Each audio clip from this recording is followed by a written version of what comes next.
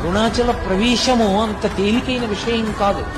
అరుణాచలంలోకి వెళ్ళాడు అంటే వాడికి ఏదో అధికారం ఉంది, పరమేశ్వరానుగ్రహాన్ని పొంది ఉన్నాడని గుర్తు.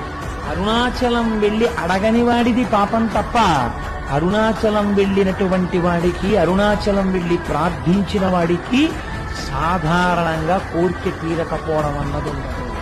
అంత పరమపావనమైనటువంటి క్షేత్రము ఆ అరుణాచల క్షేత్రం.